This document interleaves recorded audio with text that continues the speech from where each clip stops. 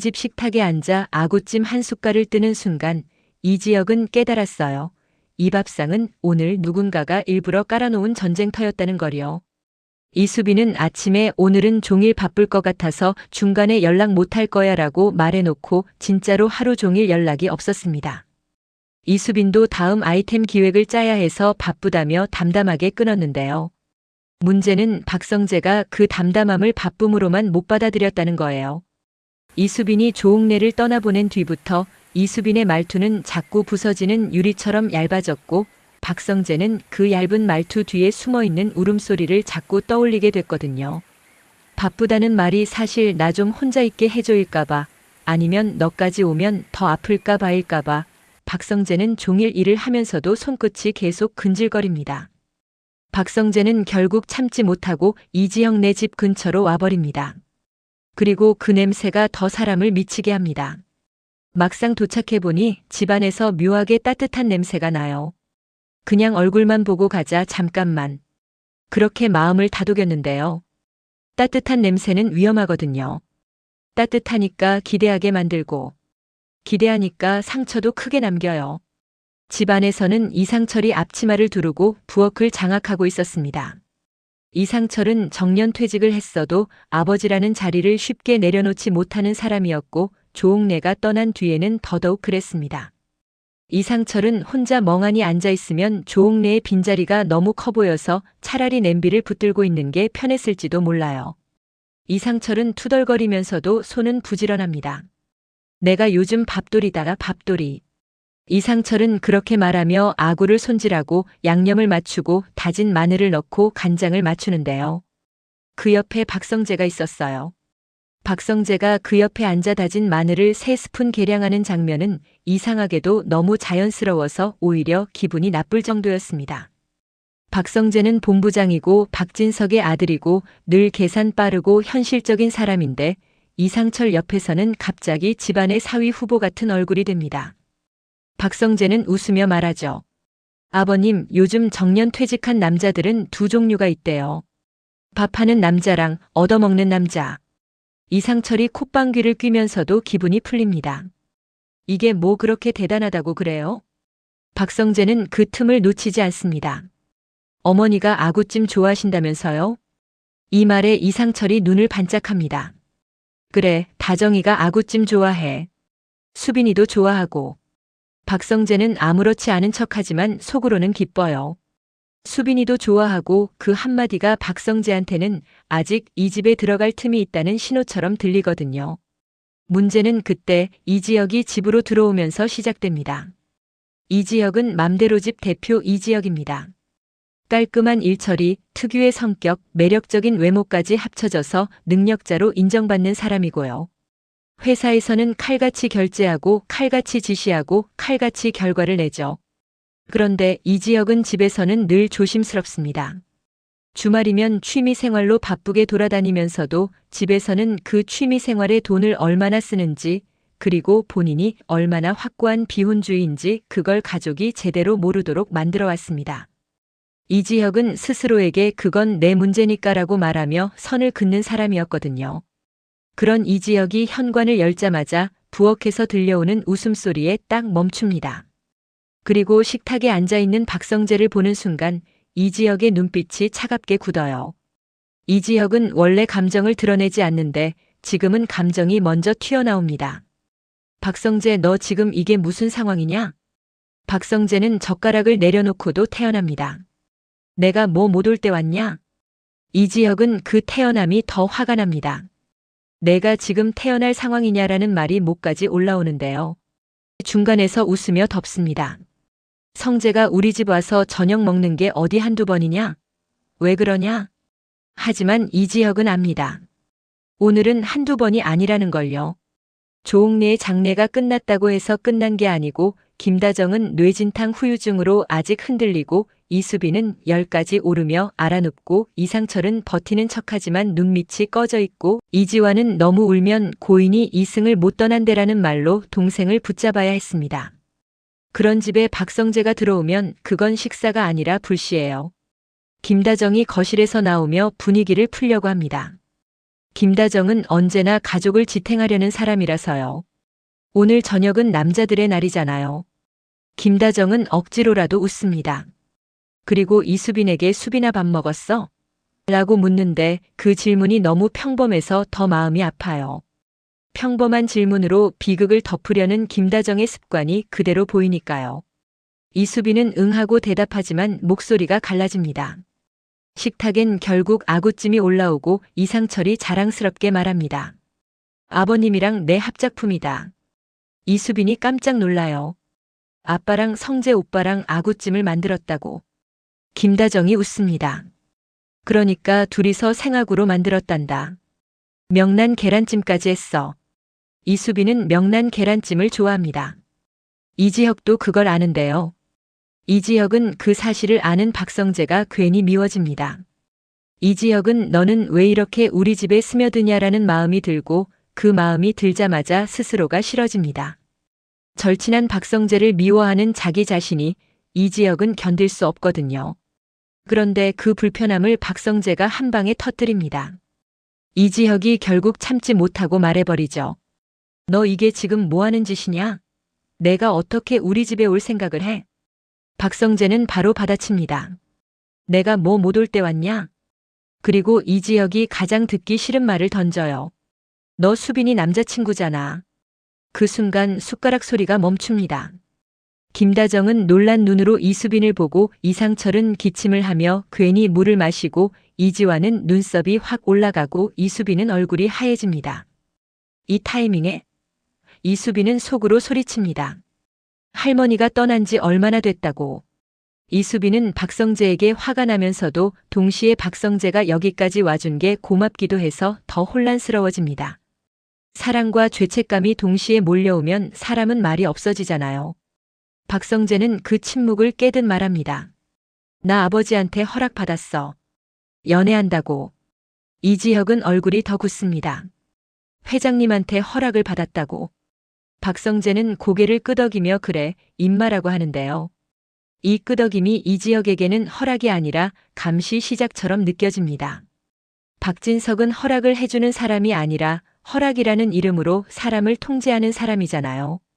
박진석이 허락했다는 건 박진석이 이미 이수빈을 조사했고 이미 이지혁 집을 들여다보기 시작했다는 뜻일 가능성이 큽니다. 이지혁은 그걸 너무 잘 알아서 말이 더 독해집니다. 여긴 내가 절대 못 올 때고 와서도 안 되는 곳이야. 박성재는 웃지도 않고 말해요. 말도 참 밉게 하네. 그걸 왜 내가 신경 써? 두 사람의 목소리는 커지지 않았는데 식탁 위 공기는 점점 칼날처럼 얇아집니다. 이지혁의 분노는 박성재를 향해 있는 것 같지만 사실은 내 가족이 다시 위험해질지도 모른다는 공포를 향해 있고요. 박성재의 당당함은 이지혁을 이기려는 게 아니라 수빈이 필요할 때 당당하게 뭐라도 해주고 싶다는 마음에서 나오고 있습니다. 둘 다 틀린 말이 아닌데 그래서 더 비극. 맞는 말끼리 부딪히면 누군가는 반드시 다치거든요. 그날 밤 박성재는 결국 조용히 돌아가고 이수빈은 참았던 말을 터뜨립니다. 오빠 왜 나한테 문자도 안 하고 왔어? 박성재는 솔직하게 답해요. 내가 알면 괜히 신경 쓰이고 막 그럴 거 아니야? 이수빈은 그 말에 더 아파집니다. 박성재가 배려한다고 혼자 결정하는 순간들이 늘어나면 결국 이수빈은 보호받는 사람이 돼버릴까봐 두렵거든요. 이수빈은 울음을 삼키며 말합니다. 힘들었겠다. 오빠 요리도 안 해봤을 텐데. 박성재는 웃습니다. 엄청 재밌던데. 아버님이랑 해서 그런가? 이수빈은 웃다가 갑자기 눈물이 터져요. 조옥래 생각이 나서가 아니라 이 장면이 너무 따뜻해서요. 따뜻함이 오래 못 갈 걸 알기 때문에 따뜻함이 더 잔인해집니다. 그리고 김다정은 거실에서 이지혁에게 툭 던지듯 말합니다. 성재는 참 자상하더라. 김다정은 와인을 마시면서도 박성재가 소주 못 마시는 걸 기억해서 와인을 따로 사온 걸 보고 마음이 움직였던 겁니다. 김다정은 말합니다. 성재는 어른을 피하지 않잖아. 내가 밥 준비할 때 옆에 와서 말상대해주고 그게 얼마나 고마운 줄 알아? 이지혁은 그 말을 듣고 더 복잡해집니다.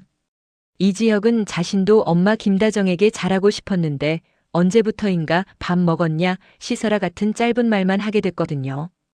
이지혁은 회사에서 에너지를 다 쓰고 집에서는 감정을 아끼는 사람이었는데 김다정은 그런 이지혁을 원망하지 않고 그냥 받아줬습니다. 그래서 더 죄책감이 남아요. 박성재가 쉽게 해내는 자상함을 보며 이지혁은 자신이 가족에게 너무 인색했나 싶어 가슴이 쓰립니다. 그때 이지혁의 머릿속을 스치는 건 낮에 박성재가 말한 회장님 허락 하나뿐이 아닙니다. 이지혁은 이미 조옥래의 방에서 나온 서류 봉투를 떠올리고 있었거든요. 혼인관계 성립 시 효력 발생. 그 문장. 이지혁은 비혼주의를 신념처럼 붙들고 살았는데 그 신념이 누군가의 장치였을지도 모른다는 불길함이 아직도 목덜미에 붙어 있습니다.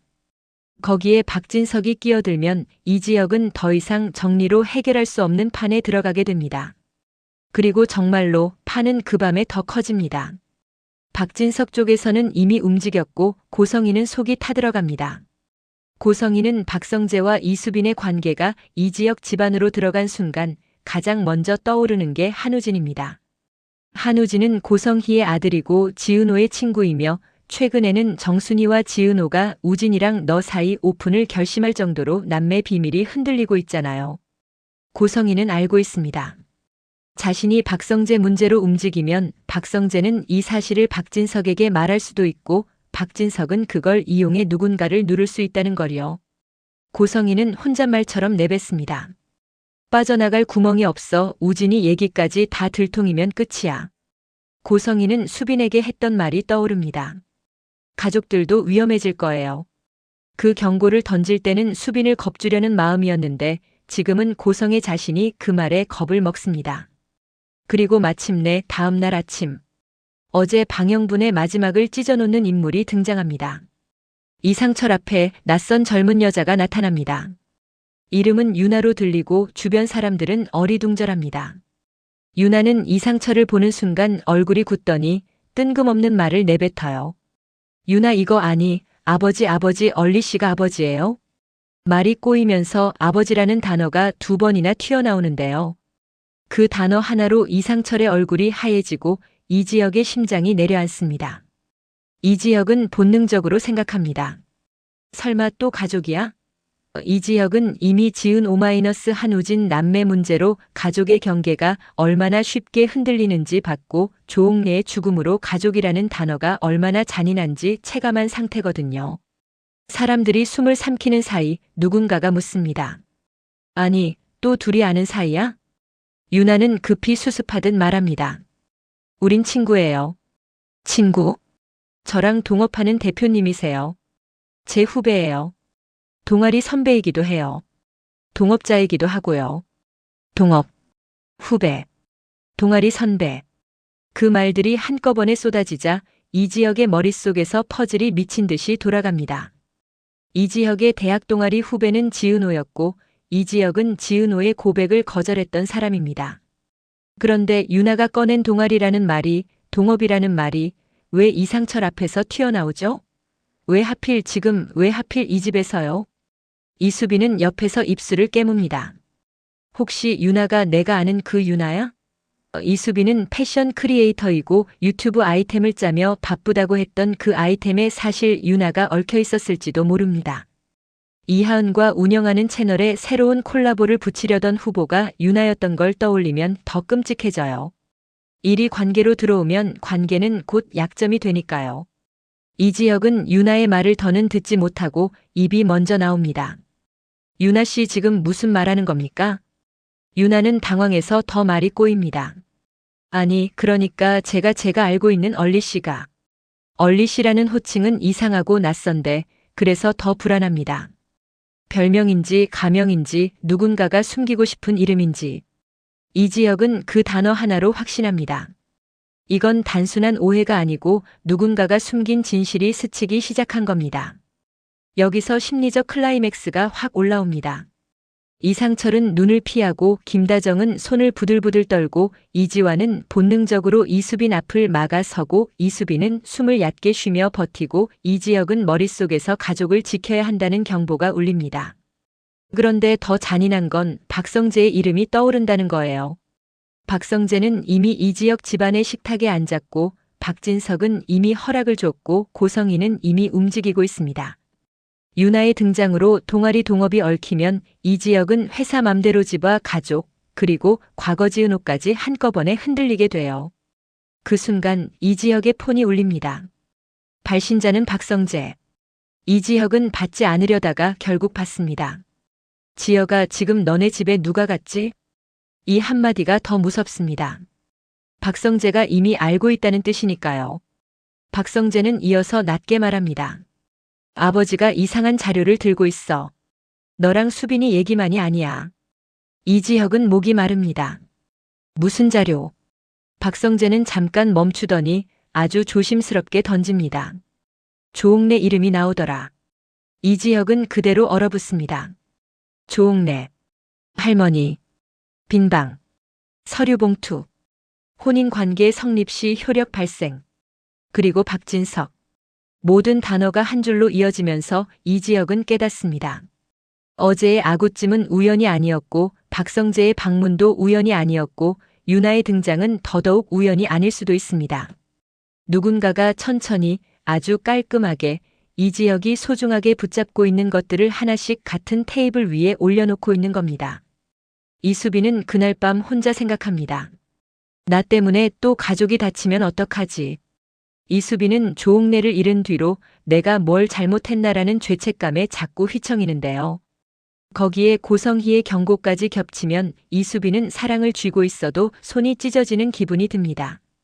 박성재는 당당하게 옆에 서고 싶어서 앞서가는데 이수빈은 그 앞섬이 가족에게 칼이 될까봐 두렵습니다. 이수빈은 그래서 더 강해진 척합니다. 그만 울어야지. 할머니가 못 떠난대. 이지환이 해줬던 말을 이수빈은 스스로에게 반복해요. 그런데 그 말이 통하지 않습니다. 울지 않으려고 하면 할수록 가슴이 더 아프니까요. 그리고 동시에 지은호 쪽에서도 진실이 또 다른 방향으로 번집니다. 지은호는 간 이식 수술 이후 병원에 혼자 통원하겠다고 말했지만 정순이는 내가 같이 가려고 했는데라며 발을 떼지 못하던 엄마입니다. 지은호는 나 혼자 갈 만하다고 했어도 사실은 혼자 걷는 복도가 너무 길어서 자꾸 숨이 막히죠. 지은호는 한우진과 남매라는 사실을 친구들에게 공개했고 그 공개는 끝이 아니라 시작이었고 질문은 결국 그럼 누가 아버지야? 로 번져갑니다. 그 질문이 어디까지 퍼질지 지은호는 알고 있습니다. 질문이 퍼지면 언젠가 그 질문은 이지혁의 동아리로도 유나의 동업으로도 연결될 수 있다는 걸요. 이제 다음 전개에서 가장 무서운 건 이겁니다. 박진석은 박성재를 지키기 위해서라면 뭐든 할 수 있는 사람이고 고성희는 한우진의 비밀이 터질까봐 이미 마음이 다 타버렸고 유나는 얼리씨라는 정체불명의 이름을 입에 올렸고 이상철은 아버지라는 단어 앞에서 눈을 피했고 김다정은 가족을 붙들려다 또다시 희생할 준비를 하고 있고 이지혁은 회사에서도 집에서도 완벽해야 한다는 압박으로 점점 고립되고 있습니다. 그리고 그 한가운데서 이지혁은 결국 선택해야 합니다. 박성재를 절친으로 붙잡을지 박진석의 그림자에서 끊어낼지 이수빈의 연애를 막아 가족을 지킬지 이수빈의 마음을 지켜주기 위해 더 큰 싸움으로 들어갈지 유나가 던진 아버지라는 단어가 오해인지 진실인지 확인할지 확인하는 순간 가족이 무너질까봐 눈을 감을지 단 하나 확실한 건 어제의 아구찜은 끝이 아니라 시작이라는 겁니다. 따뜻했던 식탁은 이제 가장 차가운 칼날이 되어 서로의 마음을 겨누기 시작했거든요. 그리고 이지혁은 압니다. 이 판이 커지면 커질수록 결국 그의 일생일대를 바꿔버릴 사건은 회사가 아니라 가족에서 터질 거라는 걸요.